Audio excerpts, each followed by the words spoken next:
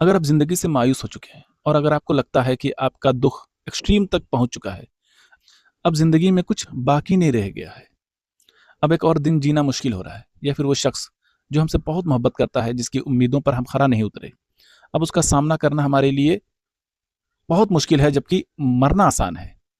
या फिर आपको लगता है कि वो शख्स जिसके लिए आप बहुत ख़ास थे, लेकिन अब ख़ास नहीं है, अब वो आपको भाव नहीं देता, अब उसके लिए आप स्पेशल नहीं हैं।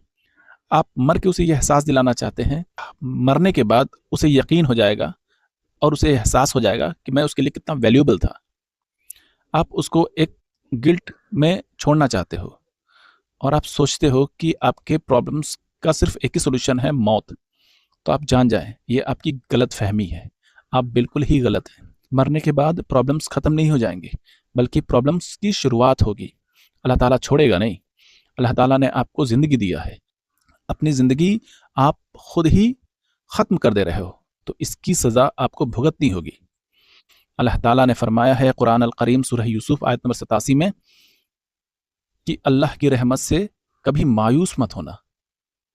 अल्लाह की रहमत से मायूस होने वाला शख्स काफिर होता है। काफिर यानी वो शख्स जिसको अल्लाह पर यकीन नहीं होता है। अल्लाह ताला सूरह निसा में फरमाते हैं आयत नंबर 29 में कि खुद को कत्ल ना करो, अपने आप को हलाकत में मत डालो।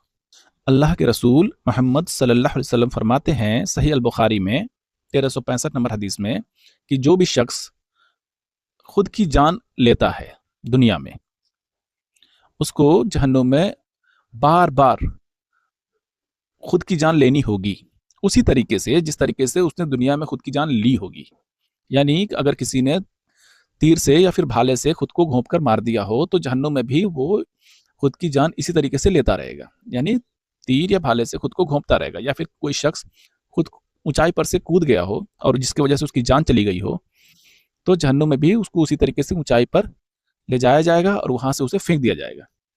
वो दर्द व तकलीफ वो महसूस करेगा और उसके बाद दोबारा से उसको फिर ऊंचाई पर ले जाया जाएगा और फिर उसे नीचे फेंक दिया जाएगा और फिर उसको ऊंचाई पर ले जाया जाएगा और फिर उसको नीचे फेंक दिया जाएगा। यानी जिस तरीके से उसने दुनिया में खुद की जान ली होगी, वही तरीके से उसको आखिरत में यानी जहन्नुम में भी बार बार खुद की जान लेनी होगी। हालांकि वो मरेगा नहीं, लेकिन वो मरने की पीड़ा को फील करेगा और ये प्रोसेस चलता रहेगा हमेशा हमेशा, कभी नहीं खत्म होगा।